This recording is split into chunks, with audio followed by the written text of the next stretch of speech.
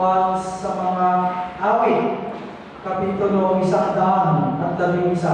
Purihin ang Panginoon, buong puso kong pasasalamatan ng Panginoon sa pagtitipon ng mga matuwid. Napakadakila ng mga gawa ng Panginoon.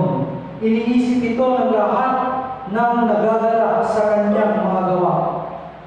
Ang lahat ng kanyang mga gawa ay nagpapakita ng kanyang kapangyarihan at kahangalan, at ang kanyang poder ay nagpapatuloy magpakailanman.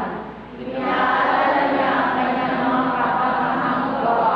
Siya ay pagpapilaya ng mga matuwid. Binibigyan niya ng pagkain ang mga may takot sa kanya, at ang kanyang kasunduan sa kanila ay hindi niya kinakalimutan. Ipinakita niya sa kanyang mga mamamayan ang kapangyarihan ng kanyang mga gawa. Sa pamamagitan ng pagbibigay sa kanila ng mga lupain ng ibang mga bansa. Tapat na tuwid ang lahat niyang ginagawa, pagkakawalaan ang lahat ng mga utos. Ang kanyang mga utos ay nananatili sa kailanman, at ito'y binigay niya ng buong katapatan ayon sa kapuliran. Tinubos niya ang kanyang mga mamamayan at gumawa siya ng kasunduan ng pangwalang hanggan. Banal siya at kahanga-hanga. Ang pagkatakot sa Panginoon ang pinagmulan ng rambulan. Lahat ng susunod sa kanyang mga utos ay may mabuting pagkunawa. Purihin siya ang kailanman. Tayo po ay manalangin. Banal na Diyos na siyang lumikha ng bawat bagay sa mundong ito. Siya nagbigay ng buhay at siya rin may karapatang kumuha ng buhay. O Diyos, sinasamba ka namin, pinapapurihan at pinapasalamatan sa mga oras na ito, sa bawat segundo, minuto, oras at panahon ng aming mga buhay. Salamat po sa pagkakataon na inyong ipinagkaloob upang kami po ay makadalo at magkaroon muli ng pagkakataon na may alay namin ang aming pag-ibig sa inyo sa pamamagitan po ng pagsambang ito. Sa pangalan ni Jesucristo, ito po ang aming panalangin. Amen. Tayo po ay maupo at awitin natin ang Have Thine Own Way, Lord, bilang awit ng pagbuhay. Amen.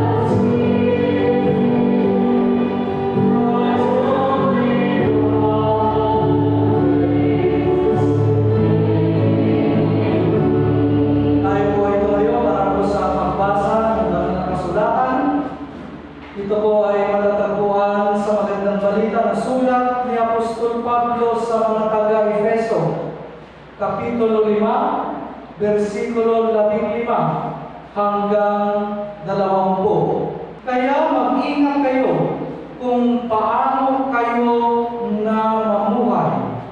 Huwag kayong mamuhay tulad ng mga mangmang, kundi tulad ng marunong na nakakaalam ng kalooban ng Diyos.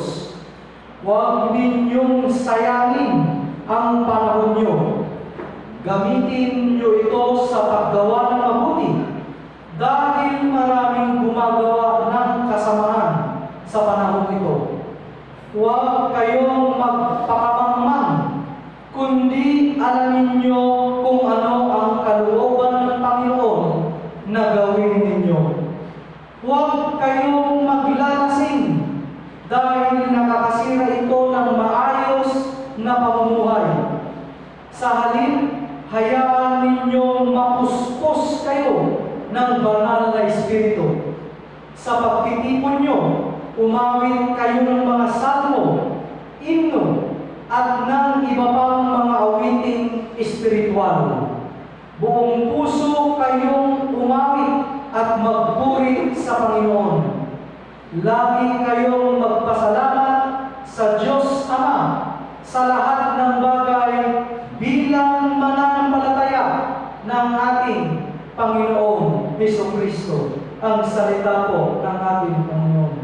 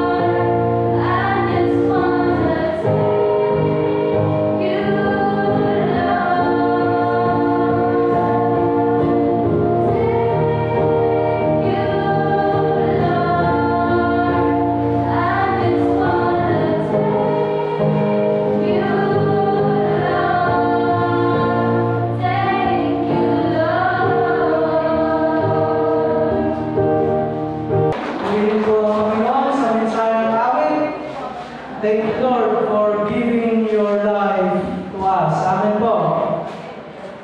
Amen po. Amen. May duda pa sa pananampalataya. Pag-ibalik po sa versikulo kanina. Ayan. Napapasa po ba natin? Malinaw po.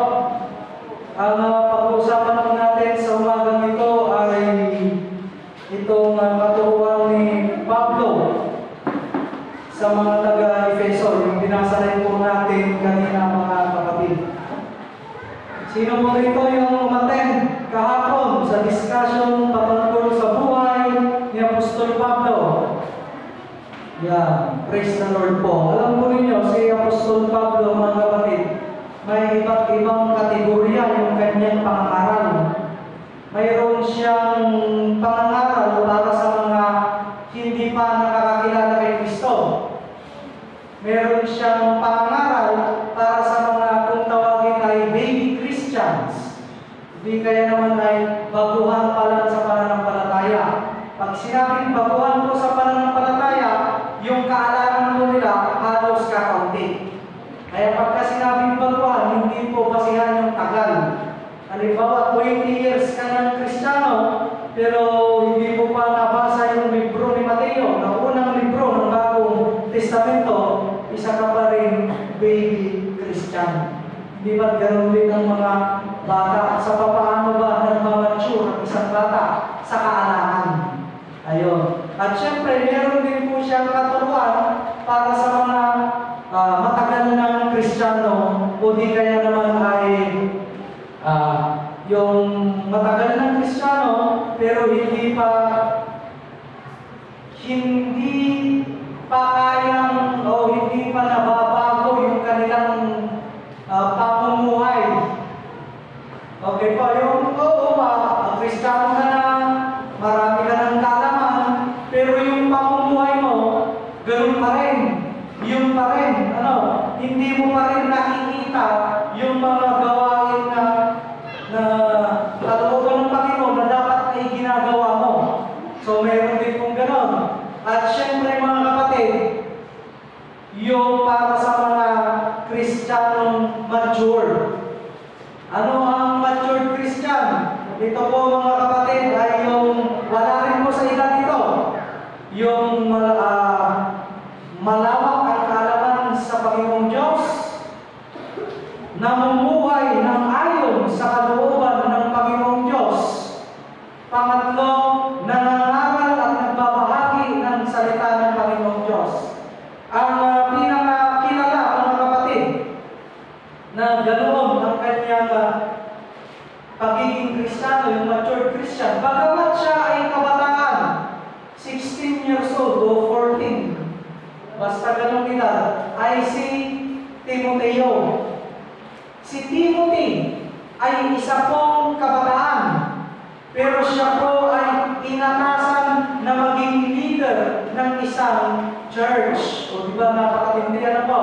Bakit? Kasi si Timothy po, kahit ang edad niya ay bata o kabataan pa lang, ay nakikita sa kanya yung isang mature Christian. Sa atin po tayo mga kapatid. Baby Christian. Itong katuruan naman po na pag-aaralan natin ngayon mga kapatid ay para sa mga Kristiyanong hindi pa nababago ang kanilang pamumuhay. Nandoon po ba tayo?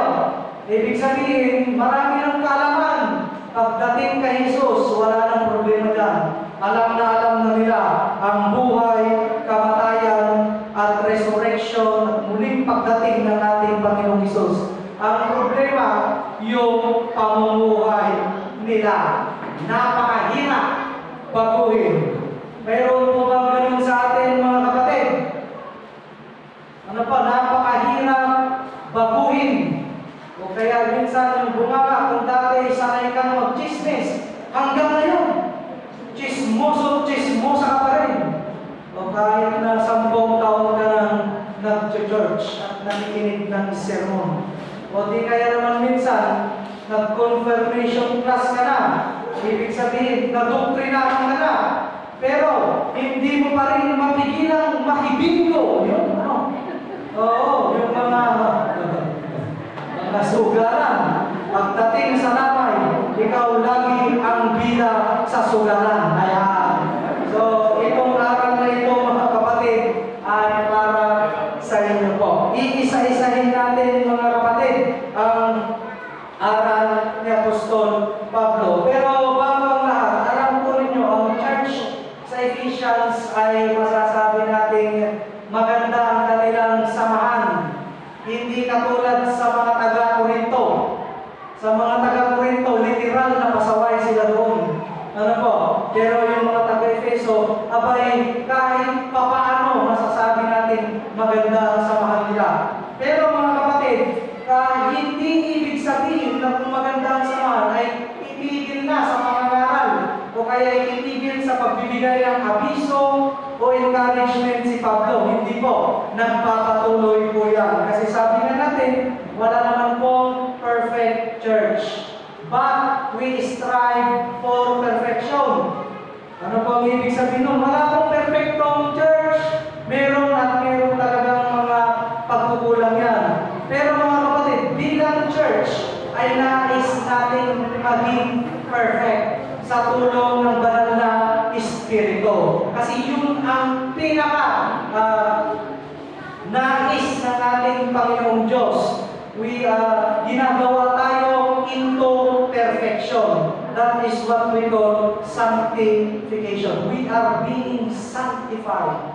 Pinababanal into perfection. Kaya dito sa verse 15, napakaganda. Mag-ingat kayo kung paano kayo namamuhay o namumuhay. Huwag kayong mamuhay tulad ng mga mamang, kundi tulad ng marunong na nakakaalam ng kalooban ng Diyos. Marami po sa ating sa panahon natin ngayon, marami yung mayroong karunungan. Mayroon yung marami yung magagaling, matatalino. Pero dito si Apostol Pablo po, in-specify niya anong klaseng karunungan yun, mga kapatid. Yung karunungan na yun, yun ang nakakaalam ng kalooban ng Diyos. Kasi marami, halimbawa yung mga sinasabi po ng mga matatanda, papunta pa lang kayo, pabalik na kami. Pero kadalasan mga kapatid, napupuno ng mga pamahiin yung kanilang ginagawa.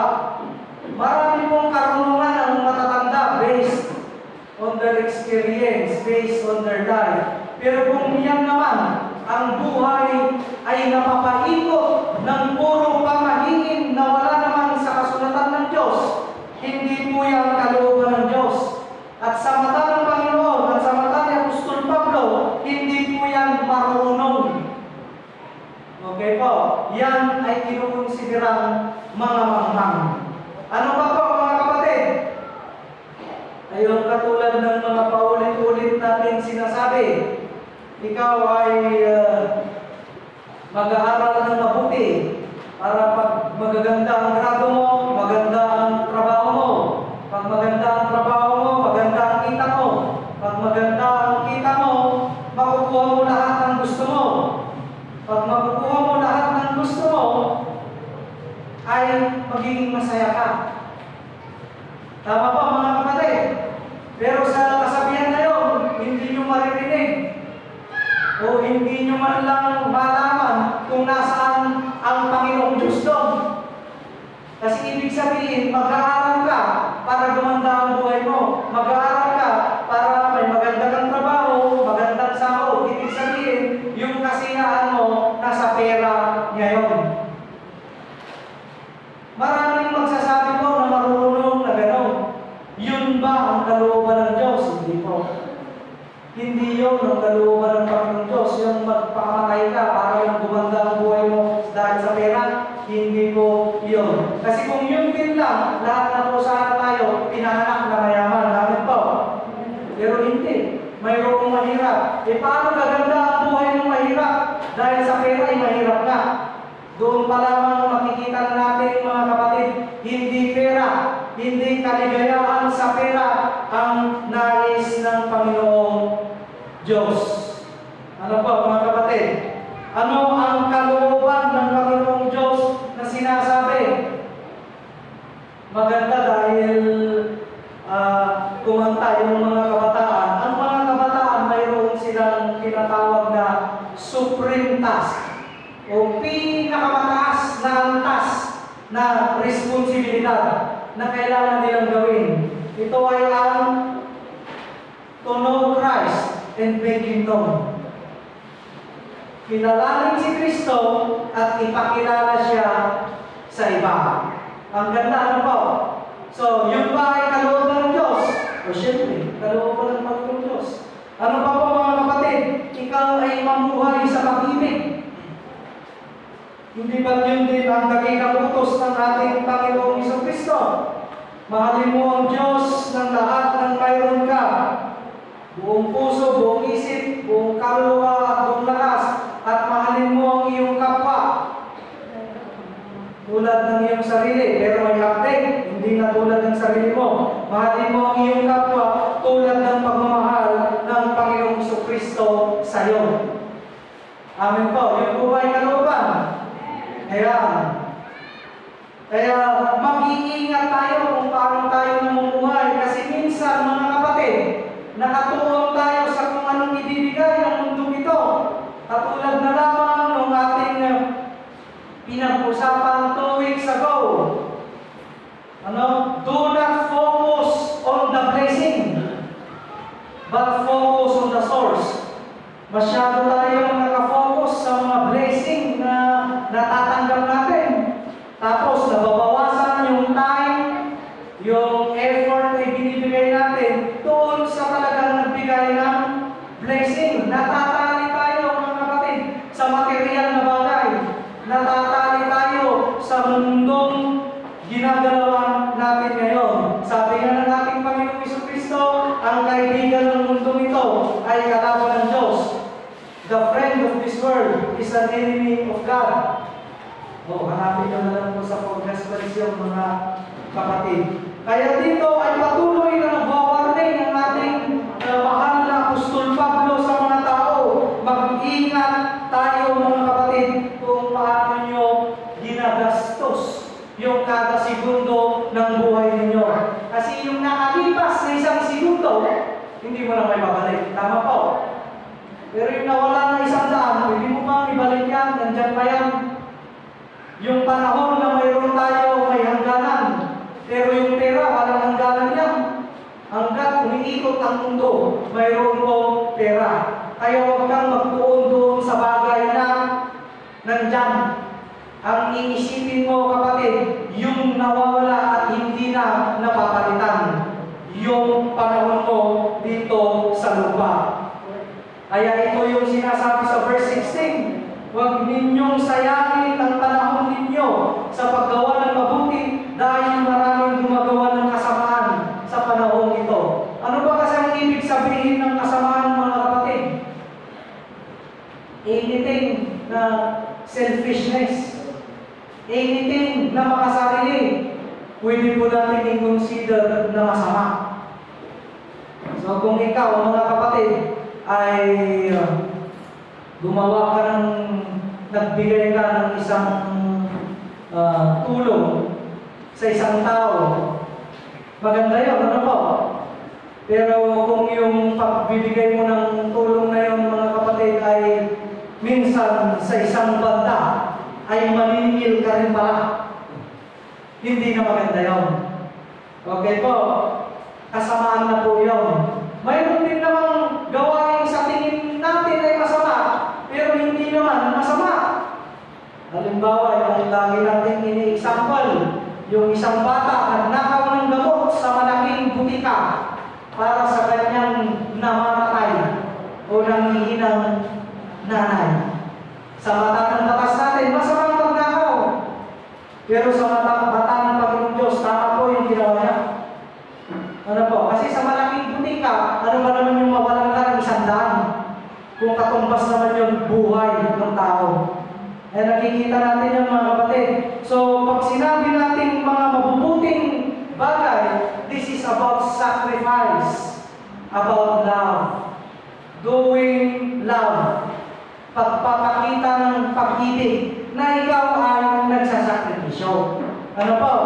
Kung ikaw ay may 1 million pesos, nagbigay ka ng 1,000, sakripisyo ba yun? Siyempre hindi. Okay po.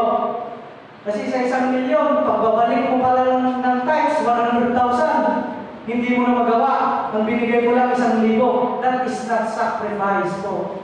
At sa mata ng Panginoong Diyos, ay yun ay masama. Ayon sa Malakyas, Kapitulo 4. So ito yung mga bagay na kailangan nating tingnan sa ating mga buhay, mga kapatid. Okay po. Minsan naman, lalo sa mga kabataan ngayon, tinawag ng nanay, nagbibingi-bingihan. Pangalawang tawag, nagbibingi-bingihan pa rin. Pangatlo, nagbibingi-bingihan. I-aktibo ka naman mag-church dito. Anong ibig sabihin nun? Sinasadya mo maging masama. Wala ka na sa kapangyarihan ng kasalanan, pero pilit mo pa rin inaangkin yung kasalanan. Okay po? Ayan, mga dapat nating maunawaan. Kung alam mo mali ang isang gawain, isipin mo muna ng 10 beses bago mo gagawin. Okay? Minsan kasi, o kadalasan, nagiging selfish nga ang tao.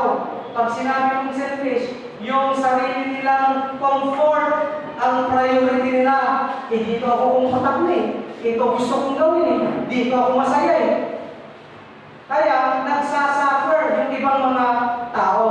Amen po. Yan, kaya titignan natin, itong comfort ko ba na ito? Nakakatapak ba ako ng damdamin ng iba?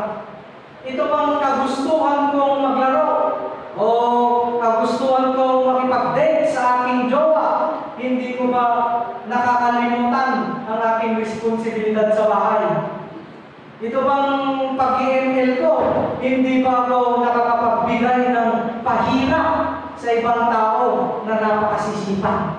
Yan, ang mga bagay na kailangan nating tignan. Yun po kasi ay mga masasamang gawa. Huwag kayong magpakamangmang kundi alamin ninyo kung ano ang kalooban ng Panginoon na gawin ninyo. Dalawang bagay mga kapatid para malaman mo ang kalooban ng Diyos. Una, sa pamamagitan ng taimtim na panalangin. Pag sinabi mong taimtim na panalangin, ay magfa-fasting ka, talagang you will devote yourself to prayer para malaman mo kung ano yung nais sabihin ng Panginoon sa iyo. Pangalawa ay ang pagbabasa ng banal na kasulatan, ang Biblia. Kasi nakasaad na rin naman doon mga kapatid, yung kalooban ng Panginoong Diyos na siyang dapat nating gagawin. Amen po. Maganda yung sinabi ni Haring Solomon dito sa mga ngaral.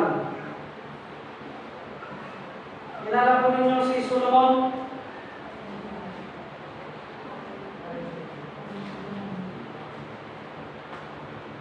Si Solomon po ang pinakamarunong na naging hari ng mundong ito. Siya lang po ang katanging hari doon na hindi humiling ng lakas, hindi humiling ng yaman, hindi humiling ng teritoryo. Ano yung hiniling niya? Karunungan. Kaya siya ay kinukonsider pong pinakamarunong na tao noong mga panahon. Kaya sabi nga ni Jesus, wala nang ay ng Panginoong Diyos, wala nang mas gagawin pa. O wala nang darating pa na katulad ni Solomon na tao. Okay po, so maliban po yung kay Kristo. Ito po yung huling message niya sa kanyang isinulat na mga ngaral. Ano sa English yung mga ngaral? Kawikaan ay Proverbs. Mga awit ay Salmo. Mga ngaral, wisdom. Tama ba wisdom of Solomon? Sa huling chapter, huling verse. Chapter 12, verse 13. Ngayong nabasa ko na ang lahat ng ito. Ito ang aking huling payo. Matakot ka sa Diyos at sundin mo ang kanyang mga utos. Dahil ito ang tungkulin ng bawat sapagkat hahatulan tayo ng Diyos ayon sa lahat ng ating ginagawa, mabuti man o masama, hayag man ulihin. Ano po, yung dakilang tungkulin ng tao? Matakot ka sa Diyos. Ano yung takot ulit? Sa mga nag-confirmation? Love. Hindi po yung negatibo, nakakatakot ko ng Diyos. Hindi po. Matakot ka sa Diyos, ang ibig sabihin, mahalin mo ang Panginoong Diyos. At sundin ang kanyang utos. Hindi ba yung din lang naman yung dalawang dakilang utos? Mahalin mo ang Diyos at mahalin mo yung kapwa. O, yun ang pinaka-alooban ng Panginoong Diyos sa ating buhay. Ginagawa po ba natin yun sa inaraw-araw? Mga kapatid? Amen po? Parang malina. Ayun nga, parang kung iba, maghihintay pa. Mag-aawin kayo yung katabi ko. Kaya, sa verse 18, kaya napakaganda nito mga kapatid. No? Maganda siguro, sabay-sabay na tayo. Verse 18, 1, 2, 3, go! Huwag kayo maglalasing dahil nakakasira ito ng maayos na pamumuhay. Sa halip, hayaan ninyo mapustos kayo ng banal na Espiritu. Ano ba ang ginagawa ng paglalasing mga kapatid? Alam niyo yung alak noon, compare ngayon ha, yung alak noon napaka-healthy. Kasi yun yung grape wine, yung ubas. Walang halong kimikal, walang halong kung ano-ano. Kaya itong wine nila, masustansya talaga. Pero siyempre, dahil alak pa rin yun, nakakalasing pa rin. Ano po? Anong sabi ni Apostol Pablo? Huwag kayong maglalasing. Masisira kasi ang buhay nila. Ngayon, maraming Kristiyano, hindi naman nakikinig yan. Kung hindi ka naman nakikinig kay Apostol Pablo, hindi ka rin sumusunod sa mga turo ni Apostol Pablo, hindi ka rin naman sumusunod sa turo ng Biblia, tapos sasabihin mo may pananampalataya ka, take it po yun. Meron kasing fake na pananampalataya, may genuine na pananampalataya, o authentic, legit, sabi nila, original. Ano yun talaga yung pananampalataya na itinuro buhat pa ng lumang tipan. Kaya nakakatakot ito. Kasi yung iba, papasukan nila ng mga kung ano-anong kukontrahin nila itong teksto na ito. Mahal naman ako ni Lord eh. Di ba? Safe naman na ako eh. Okay lang maglasing. Pero mga kapatid, lagi natin tatandaan, pagka ganun, na kinukontra natin ang kasunatan dahil sa ating own comfort, own comfort na naman, selfishness na naman, ang tawag doon, pride. Magkano po ang pride ngayon? 7 na, dati 650 lang. Pero yung pride mo ay hindi mabili-bili. Opo, yan, pride. Hindi ba ganun yan? Ayaw makinig, pride. Ayaw matuto, pride. Yan po ang pinakakasalanan ni Satanas. Pride. Kasi gusto nyo nga yung pumantay sa Diyos. Gusto nyo maging katulad ng Diyos. Di ba pride yun? Hindi naman sinungaling si Satanas eh. Hindi po siya sinungaling mga kapatid. Nung niloko niya si Adan at Eva, totoo yung sinabi niya na pag kinain niyo yung prutas, magiging katulad kayo ng Diyos. Mamumulak kayo sa tama at mali. Totoo naman yun. Pero ano meron kay Satanas? Pride. Yun din ang gusto niyang iudyok sa puso ng mga tao. Kaya lagi natin tatandaan at iisipin mga kapatid ang bawat aksyon natin. Baka kasi iyan ay dulot ng pride. So, pwede ba? Wala nang maglalasing. Sabi ni Pablo, maglalasing. Hindi niya sinabing bawal uminom. Pwede kang uminom. Mga kapatid, yun ang katotohanan. Pwede ka pong uminom ng alak. Ha? Pero ano ang ayaw ni Apostol Pablo? Ano ang kanyang tinuturo? Huwag kayo. Meron kasi umiinom, ang gusto, magpakalasing. Pag ikaw ay nalasing, Ibang espiritu na po ang gumagalaw sa buhay mo. Kasi ikaw, hindi mo na rin naman maalala o kung ano yung ginagawa mo sa mga oras na iyon. Paano ka pa rin gumagalaw? Kasi may iba na espiritu. Kaya kapag ang tao na lasing, maraming kriminalidad ang nangyayari. Tulad sa anak ni Auntie Romina na pinatay. Paano naudyok yung pumatay sa anak ng Auntie Romina? O dyan lang po sa likod yun nangyari. Kasi lasing. Ano po? Kaya sinaksak. O buhay pa po yung sumaksak. Ngayon, ano pa? Sa inuman, sino ba ang nagsisimula ng gulo? Yung lasing. Sa bahay mga kapatid, sa paano ba nauubos ang pera na pangkain sana ng isang pamilya? Abay kung pa-gin-gin lang yan, na isang beses, isang araw, hindi maubos. Pero kung ang purpose ng tao yan maglasing, ubos. Ubos ang inipon yung pera. Ubos ang pera sana na pambibili nyo ng pangkain. Ano pa mga kapatid? Pag yung, halimbawa yung magulang mo, umuwi ng lasing, ano kayang gagawin niya? Anong gagawin niya sa'yo bilang asawa? Anong gagawin niya sa'yo bilang anak? Sasabihin ba niya, anak, lasing ako, manalangin tayo. Hindi ganun ba? Anak, ito, pera, lasing ako. Bili mo lahat ng gusto mo. Hindi, di ba? Siguro unang bungad yan, takas ang boses, sampal, tapos kung ano-anong papasok sa isip na hindi naman talaga nangyayari. Ano po? Yan na, mag-aaway na yung mag-asawa, yung buong pamilya. Kaya totoo yan. Kasi pag ikaw ay nalasing, tinatanggap mo ang espiritu ng demonyo sa buhay mo. Yun po ang tatandaan ninyo mga kapatid. Once na ikaw ay nalasing, tinatanggap mo ang espiritu ng demonyo. Humihina ang presensya ng Holy Spirit sa iyo. Kaya nga dito mga kapatid, anong sabi? Sa halip, hayaan ninyong mapuspos kayo ng banal na espiritu. Banal na espiritu. Opposite kasi yan. Pag hindi ka nalalasing, pwede kang mapuspos ng banal na espiritu. Pero pag unti-unti ka na nalalasing, unti-unti ka rin lumilipad palayo sa iyo ang banal na espiritu. Amen po.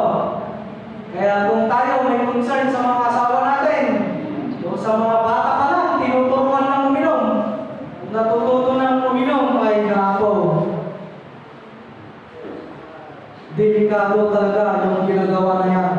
Sino yung mga bata pa lang dito yung manginginom na? Yung bata pa lang ginagawa ng soft drinks ng alak. Yung mga buhay po ninyo ay delikado na po sa inyong paglaki. So yan ang mga katuruan at warning ng ating mahal na Apostol Pablo. Siyempre sa verse 19, ito na yon sa pagtitipon natin, sa worship natin, let us sing praises to God. Amen po. So dito mga kapatid, ay from negative, naging positive na. Doon sa kanyang mga patama, sabihin na natin patama, ay nagiging positive na. Ibinabalik na niya yung kanyang pangaral doon sa sentro ng mensahe sa ating Panginoong Jesucristo. Kaya sa atin, mula sa ating pamumuhay, sa ating karakter, sa ating pag-uugali, sa ating ginagawa sa araw-araw, mga kapatid, dapat hindi mawawala ang pagtitipon, ang fellowship, ang praise and worship. Buong puso tayong umamit at magpuri sa Panginoon.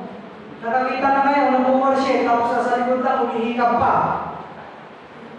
Isabi nga ng Panginoong Jesucristo, worship God in spirit and in truth, not in dreams. Diba kasi tinutulog na lang, sa panaginip na lang daw nila pupurihin ng Panginoong Diyos. Ano po? Seryoso kayo lahat Lagi kayong magpasalamat sa Diyos Ama sa lahat ng bagay bilang mananampalataya ng ating Panginoong Jesucristo. Dapat pagmulat pa lamang na ng mata ninyo sa umaga, praise the Lord. Thank you, Lord. Ganun kaagad. Huwag kayong magmuryot-muryot na nagagalit. Dahil kulang pa daw sa tulog, kung ano-ano pa, umaga-umaga, uutusan. Huwag ka munang mag-isip ng negatibo pag-isip mo sa umaga. Magpasalamat ka muna kasi buhay ka pa. Amen. Kaya ka nga binubuhay ng Panginoon Diyos kasi binibigyan ka niya ng pagkakataong mamuhay ng tama para sa isang banda ay magkasama-sama tayo sa kaharian niya. Di paano pag kinuha ka na niya, tapos yung pananampalataya mo pala peke, hindi authentic, hindi original, hindi genuine. Di magkakasama kayo ni best friend. Ano mga kapatid? Kaya lagi natin iisipin po, ang pananampalataya, mga kapatid, hindi pwedeng sa salita lang, hindi pwedeng sa isip lang, hindi pwedeng sa kung anong pinaniniwalaan mo lang. Ang pananampalataya po, nakikita sa gawa. Hindi mo pwedeng sabihin, ay, may pananampalataya ako, tapos na, hindi po. Kahit hindi mo sabihin may pananampalataya ka, pero nakikita sa'yo yung pag-ibig, nakikita sa'yo yung kagandahang loob mo, yung pakikitungo mo sa ibang tao, ay automatic na po yan na mayroon kang pananampalataya. Tulad ng sinasabi natin, ang pananampalataya parang kuryente. Nakikita niyo ba yung kuryente, mga kapatid? Nakikita niyo yung kuryente? Nasaan ang kuryente? Current. Nakikita niyo ba? Nakikita niyo yung kuryente? Nasaan ba ang kuryente? Nasaan ang taas po? Ituro niyo nga po, nasaan ang kuryente? Ayan, ilaw po yan, hindi yan kuryente. Light is different from electricity. Electricity is the force that moves the electrons. Force. Nakikita niyo ba ang pwersa? Hindi. Paano niyo malalaman na may kuryente? Pag umikot yung electric fan, pag umilaw yung ilaw, pag tumugtog yung keyboard, anong ibig sabihin nun? Mayroong ebidensya para masabi mo may kuryente. Kasi kahit brown out, mga kapatid, mayroon pa rin namang electric fan. Mayroon pa rin ilaw, hindi lang gumagana. Ganon din po sa ating pananampalataya. Kailangan may ebidensya. Kailangan mo ipakita. Ito yung sinasabi po sa Santiago. Amen ba, mga kapatid? Yan. So, hopefully, ay may isa pamuhay natin ang aral ni Apostol Pablo sa inspirasyon ng ating Panginoong Diyos. Sama sa anak at sa banal na Espiritu. Amen. Hinihimok tayo ng mga awit na magpasalamat sa Diyos sa lahat ng oras para sa lahat ng ipinagkaloob ng Diyos. Bilang pasasalamat, magdalog tayo sa Diyos ng isang bahagi ng kung ano ang ibinigay niya sa atin. Nagtitiwala na pagpapalay ng Diyos ang dinadala natin at pararamihin ang mga ito upang mapaglingkuran ang mabuting dayunin ng ating Panginoon. Nadalangkan namin ng aming mga regalo na may pasalamat. Nagpapasalamat sa lahat ng pinahagi namin kay Kristo sa pagkakita.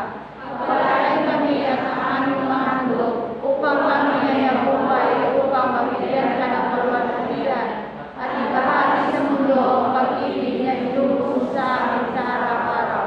Sa ngalan ng hinirang at tagapagligtas